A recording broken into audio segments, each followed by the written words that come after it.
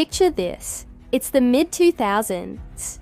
You come home from school, throw your bag on the couch, and turn on the TV. Suddenly, you're sailing the seas with pirates, training with ninjas, or fighting soul reapers in a world between life and death.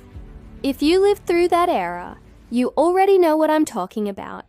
The big three of anime: One Piece, Naruto, and Bleach. These weren't just shows. They were cultural events that shaped an entire generation of fans across the world. But there's always been one big debate. Should Dragon Ball, the series that inspired them all, also be part of the big three? Some fans say absolutely yes, while others argue it's in a league of its own. Today, we're breaking down the history, the impact, and the truth about the big three. And by the end of this video, I want to know your verdict. A lot of people think Big Three means the three best anime ever. That's not really true. The Big Three refers to a specific time in anime history when three manga were dominating the Shonen Jump magazine, dominating TV ratings, and dominating the global anime fandom. One Piece, 1997 present. Naruto, 1999, 2014. Bleach, 2001, 2016. At their peak, these three series were everywhere. Manga sales breaking records, anime adaptations airing weekly, fan merch flooding stores, and fan forums exploding with theories. The Big Three isn't just about being popular, it's about being the pillars of an era. Ichiro Oda's One Piece has been running since 1997, and what makes it special is consistency and creativity. From the very beginning in East Blue, Luffy set out to become king of the pirates. But the treasure wasn't just the One Piece. It was the journey itself, the crew, and the ideals of freedom. Oda's genius lies in his world building. The Grand Line, the Red Line, the New World. Devil fruits giving bizarre powers. From Luffy's rubber body to Law's room. Entire societies built around themes like justice, corruption, or dreams. And the emotional punches, legendary, Arlong Park, Nami's tears, and Luffy putting the hat on her head. Enies lobby, Robin screaming, "I want to live!" Marineford. Ace's heartbreaking sacrifice. Wano. Luffy's Gear 5 unleashing cartoonish chaos. Even today, One Piece continues to dominate manga sales and global hype. It's not just a story. It's an adventure of a lifetime. If One Piece is about freedom, Naruto is about bonds and acknowledgement.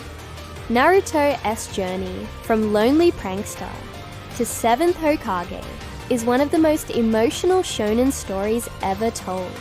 Early arcs gave us friendships and rivalries. Naruto vs Sasuke at the Valley of the End still gives fans chills. The Chunin exams introduced some of the coolest characters. Rock Lee opening the gates, Gaara's sand coffin, and Neiji's fate. The Pain Invasion arc, easily one of the best written arcs in anime history. Naruto confronting pain wasn't just about fists. It was about breaking the cycle of hatred. And who can forget Jiraiya's last stand, or Itachi's shocking truth? Naruto's theme was always about finding bonds in a world of hatred. And through that, it connected deeply with fans who felt lonely or misunderstood. If Naruto was heart and One Piece was adventure, Bleach was pure style. Tite Kubo gave us characters who looked cool, acted cool, and fought in some of the most stylish battles in anime. Ichigo Kurosaki wasn't just a hero. He was a relatable teenager dragged into a war between life and death. The Soul Reaper uniforms, the Zanpakuto powers, and especially the Bankai transformations, pure hype. And then came the Arrancar and Espada arcs, where every villain felt unique and terrifying.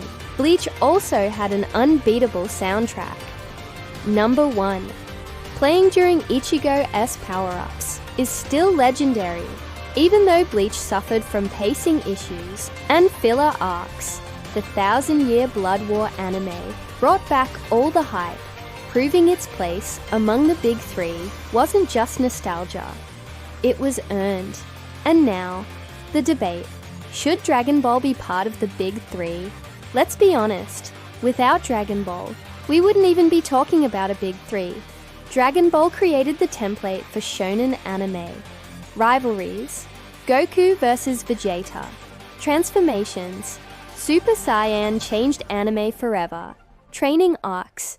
Goku trained in gravity chambers before it was cool. Eiichiro Oda, One Piece, Masashi Kishimoto, Naruto, and Tite Kubo, Bleach, all admitted Dragon Ball influenced them heavily. So why isn't Dragon Ball part of the big three? Because the big three is era-based. Dragon Ball belongs to the generation before them. By the time Naruto and Bleach were taking off, Dragon Ball had already ended its prime run. Think of it like this. Dragon Ball isn't a member of the big three. It's the godfather of shonen. The foundation, the throne, the series that made the big three possible. So yes, Dragon Ball deserves respect beyond the label. It's the reason the big three even existed. The legacy of the big three can't be overstated. One Piece is still ongoing, building towards the legendary treasure and constantly breaking records. Naruto gave us Boruto, spin-offs, and a cultural legacy that still inspires new fans. Bleach came back stronger than ever, proving the fans never left. Dragon Ball continues with Dragon Ball Super, movies, and global recognition that rivals any anime in history. Together, they didn't just define shonen, they made anime mainstream worldwide. So here's the truth. The big three will always be One Piece, Naruto, and Bleach. Dragon Ball isn't part of the big three because it's something more. It's the foundation, the king that inspired everything after. But now we're entering a new era. Demon Slayer, Jujutsu Kaisen, My Hero Academia, Chainsaw Man. Who will become the next big three? Or maybe, the age of the big three is over, and we're entering something new entirely. What do you think? Should Dragon Ball be part of the big three? And who do you think is carrying the torch today? Drop your thoughts in the comments. And if you enjoyed this dive into anime history, don't forget to like, subscribe, and hit that bell for more anime breakdowns. Until next time, believe it, set sail, and always remember, Bankai.